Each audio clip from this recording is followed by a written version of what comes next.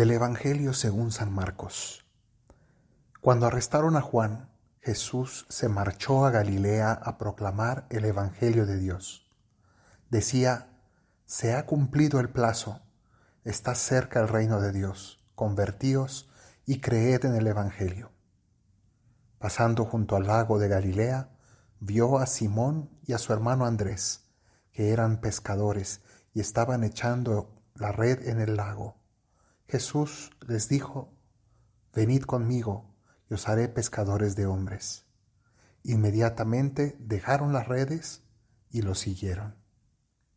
Un poco más adelante vio a Santiago, hijo de Zebedeo, y a su hermano Juan, que estaban en la barca repasando las redes.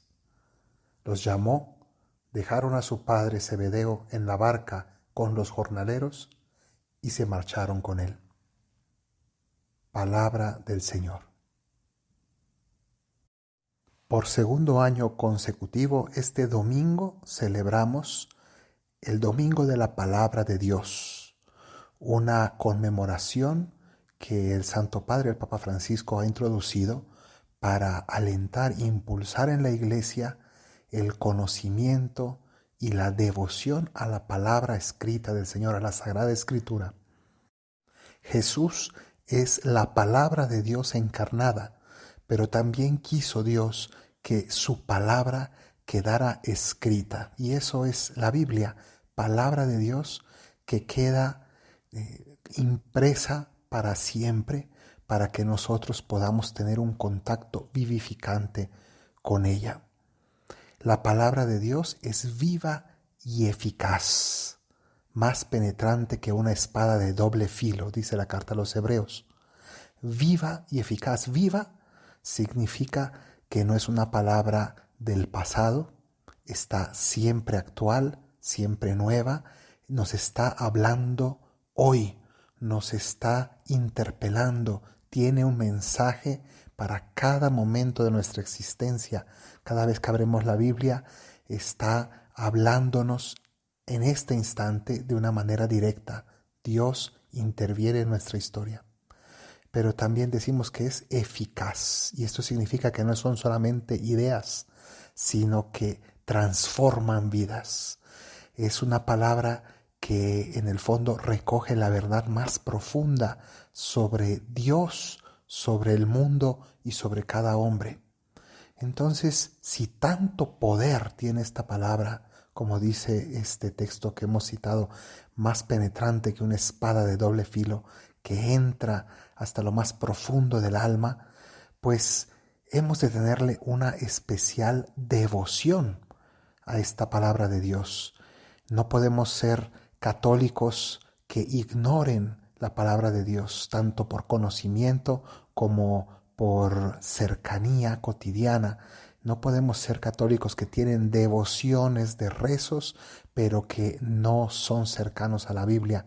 En otras épocas se nos ha tachado a los católicos de ignorantes respecto a la Biblia, porque efectivamente nuestros hermanos separados, los protestantes, han tenido, es lo único que tienen, no tienen los sacramentos, no tienen el rosario, no tienen otras muchas tradiciones y se aferran a la palabra y nos dan un gran ejemplo en algunas ocasiones de una gran devoción hacia ella, si bien interpretada de manera cuestionable o incompleta, pero no cabe duda de que Dios obra también grandes cosas entre ellos a través de su palabra. Nosotros los católicos hemos de ir a esta palabra de Dios con una fe cada vez mayor y un conocimiento cada vez mayor. Y por tanto debemos tenerle una devoción. A veces se escucha sobre la devoción a la Santísima Virgen, que es sumamente fructífera en la vida espiritual. Se oye personas que tienen devoción a la Divina Misericordia, devoción a San José, devoción al Sagrado Corazón, devoción a tantos aspectos de nuestra fe, y eso es maravilloso.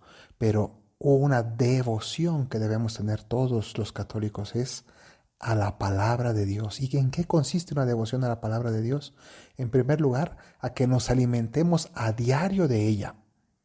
Ya el hecho de escuchar, por ejemplo, estas reflexiones es parte de esta devoción a la palabra de Dios. Todos los días querer escuchar el Evangelio y entenderlo mejor, profundizarlo cada vez más, ir aprendiendo un poco mejor. Pero no solamente es escuchar reflexiones, sino que debemos cada uno de nosotros meditarla. Y meditar significa que cada uno tiene que hacer el trabajo diario de preguntarse qué me está diciendo hoy la palabra. Meditar, podemos decir que significa qué me dice a mí hoy. Todos los días hemos de hacer ese esfuerzo por escuchar la voz de Dios en su palabra y en su evangelio. Saber que todos los días Dios tiene un mensaje para mí, Dios me sigue salvando, Dios se sigue comunicando a mi alma a través de la Sagrada Escritura. Eso es una certeza que todo católico debe tener y debe practicar a diario. La Biblia no es un adorno para tener abierta en la sala de la casa. La Biblia es algo que no solamente es para darle un beso en sus páginas y venerarla, pero desconocerla.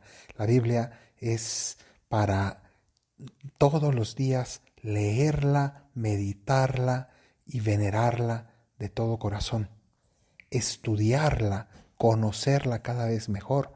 Hoy en día tenemos tantos cursos y recursos de formación que nos permiten comprenderla mejor, conocerla mejor. Hemos de aprovecharla siempre.